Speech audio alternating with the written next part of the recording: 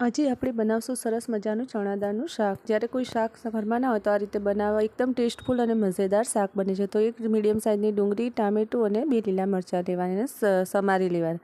અહીંયા મેં 4 પરી તેલ લીધું છે। તેલ થોડું ગરમ થાય પછી આપણે એની અંદર 1 ચમચી જેટલું આપણે જીરું એડ કરવાનું છે અને આખો ગરમ મસાલો, બાદિયા, તજ અને લવિંગ ને મરિયા આ 4 વસ્તુ નાખવાના। હવે થઈ જાય, તતડી જાય, થોડું બ્રાઉન પડતું થાય એટલે આપણે એની અંદર ઝીણી હાથથી જ મેં સમારી છે, આપણે ચોપરમાં પણ સમારીએ ડુંગળી એડ કરી દઈશું। આ રીતે બધી ડુંગળી આપણે એડ કરાવવાની છે અને અડધી ચમચી જેટલી હિંગ આપણે એડ કરી દઈશું, કારણ કે ચણા દાળથી ઘણા લોકોને ગેસ થાય છે એટલે એનાથી ગેસ નહીં થાય એટલે હિંગ એડ કરી દઈશું। એમ તો ગરમ મસાલાથી પણ આપણને ગેસ નથી થતો। હવે આપણી ડુંગળી ફ્રાય થાય ત્યાં સુધી આપણે મસાલો પલાળી લઈએ। તો અહીંયા મેં 3 ચમચી તીખું લાલ મરચું લીધું છે, 2 ચમચી ધાણા જીરું પાવડર છે અને અડધી ચમચી જેટલી આપણે અહીંયા હળદર લેવાની છે અને મીઠું આપણે ડુંગળીમાં જ એડ કરી દઈશું, કારણ કે એટલે ડુંગળી જલ્દી સંતળાઈ જશે આપણી। આપણે સ્વાદ પ્રમાણે મીઠું અને અડધી ચમચી જેટલી મેં અહીંયા કાશ્મીરી લાલ મરચું લીધું, તેનાથી આપણી દાળનો કલર બહુ સરસ આવશે।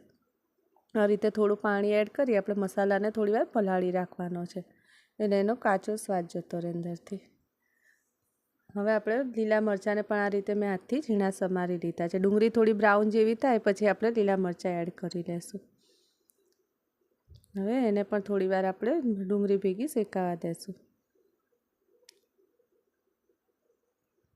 થોડી ડુંગળી બ્રાઉન પડતી થાય પછી આપણે આદુ લસણની પેસ્ટ મેં અહીંયા ખાણીમાં કરી છે, આપણે મિક્સરમાં પણ કરી શકીએ। આ દાળને મેં 3 કલાક જેવી પલાળી રાખી હતી। આ દાળને જેટલી આપણે વધારે પલાળી રાખીએ એટલી જલ્દી કૂક થઈ જશે।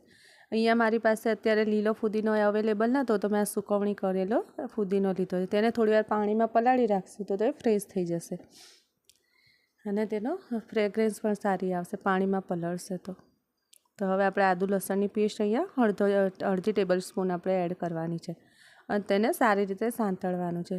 મેં અહીંયા તાજું આદુ લસણ લીધું, તેનો ટેસ્ટ વધારે સારો આવશે અને ના હોય તો આપણે મિક્સરમાં કરીને પણ સ્ટોર કરેલું પણ એડ કરી શકીએ છીએ। આપણી ડુંગળી બ્રાઉન થઈ ગઈ છે એટલે આપણે પલાળેલો મસાલો હવે એડ કરી લઈશું અને મસાલાને પણ સારી રીતે સાંતળી લઈશું। તેલ છૂટું પડે ત્યાં સુધી આપણે મસાલો સાંતળી લઈએ। હવે આપણે એક ટામેટું લીધું છે, એને પણ મેં ઝીણું સમારી, તેલ છૂટું પડે પછી આપણે અંદર ટામેટું એડ કરવાનું છે, કારણ કે ટામેટાનું પણ થોડું હવે પાણી છૂટશે અને આ રીતે મેં ખાણીના આદુ લસણવાળી ખાણીમાં થોડું પાણી નાખી અંદર એડ કરી દીધું છે અને થોડીવાર થવા દેશું એટલે ટામેટા આપણા થોડા સોફ્ટ થઈ જાય। ટામેટા કાચા નહીં રાખવાના આપણે, થોડા સોફ્ટ થશે તો એનો મસાલો બહુ સરસ થશે એટલે આપણે ટામેટાને થોડીવાર ઢાંકી અને સોફ્ટ થવા દઈશું 1 થી 2 મિનિટ, તો ટામેટા કારણ કે જલ્દી સોફ્ટ થઈ જાય છે। હવે આપણે ટામેટા સોફ્ટ થઈ ગયા છે, આ ફુદીનો પણ પલાળેલો એડ કરી દઈએ અને આપણે જે દાળ પલાળી રાખી છે તે સારી રીતે વોશ કરી આપણે અંદર એડ કરી દઈશું। આપણે જેટલા વધારે કલાક દાળ આપણી પલળશે એટલું જ થવામાં વાર નહીં લાગે અને જો દાળ બહુ કલાક 1-2 કલાક પલાળેલી હશે તો દાળ થવામાં થોડી વાર લાગશે। મેં અહીંયા 3 કલાક પલાળી એટલે આપણે જલ્દી થઈ જશે દાળ, 5-6 સીટીમાં આપણી દાળ થઈ જશે। હવે આ બધી વસ્તુને આપણે મસાલા સાથે મિક્સ થઈ જાય એટલે એકવાર બરાબર હલાવી લેશું એટલે મસાલો અને દાળ ને બધું મિક્સ થઈ જાય આપણું। આ રીતે ટામેટાને બધું જ એડ કરે, કારણ કે અડધા ઉપર સોફ્ટ થઈ ગયા, જે સીટી વાગશે એટલે એકદમ સોફ્ટ ટામેટા થઈ જશે એટલે એકદમ મસાલેદાર આપણી ચણાની દાળ બનીને તૈયાર થશે। આ દાળ એકદમ એટલી ટેસ્ટી લાગે છે અને બહુ જ ટેસ્ટી લાગે છે। અને આપણે લાસ્ટમાં અડધી ચમચી જેટલો ગરમ મસાલો નાખવાનો અને 1 ગ્લાસ ભરીને આપણે પાણી નાખવાનું છે। મેં અત્યારે અડધો નાખ્યો, પછી મને જરૂર લાગી તો મેં બીજો અડધો ગ્લાસ નાખ્યો તો એટલે 1 ગ્લાસ જેટલો પાણી આપણે એડ કરવાનું છે।